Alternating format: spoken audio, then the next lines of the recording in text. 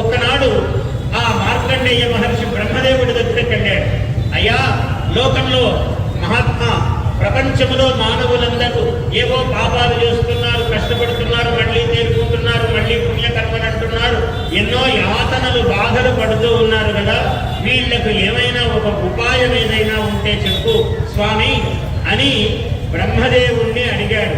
ఎన్నకస్యతి దాక్షాతం తన్మే బ్రూహి పితామహ. ఈ మాటలు వింటే కూడా నీకు పుణ్యం, అందుకనే ఆ శబ్దాలు చెబుతున్నా.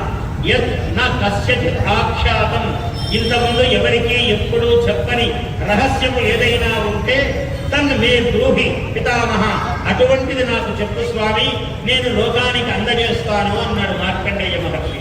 అప్పుడు బ్రహ్మదేవుడు అన్నాడు, అస్తి కశ్చిత్, ఒక విశేషమైన తత్వము ఉన్నది ఓ బ్రాహ్మణోత్తమ, నేను చెప్తాను విను. పరదేవత అమ్మవారి యొక్క ఒక 9 రూపాలు ఉన్నాయి, 9 పేర్లు ఉన్నాయి. ఇవి ఈ శరత్కాలములో నవరాత్రములు అని వచ్చేటప్పుడు ఈ 9 రూపాలను పూజించి అలా చేసినట్లయితే వాళ్ళ జన్మలో తరిస్తారు, సర్వ పాపములు తొలగిపోతాయి, వాళ్లకు అష్టైశ్వర్యాలు పూస్తాయి అని బ్రహ్మదేవుడు చెప్పాడు. ఏమిటి చెప్పాడు?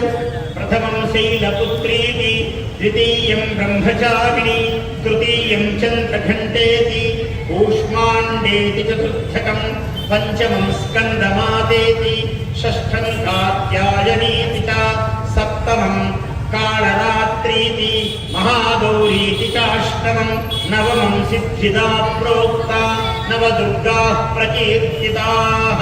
9 మంది దుర్గా నామధేయములున్నాయి నాయన, ఈ రూపములను అర్చించమని నీవు లోకానికి చెప్పు అన్నాడు.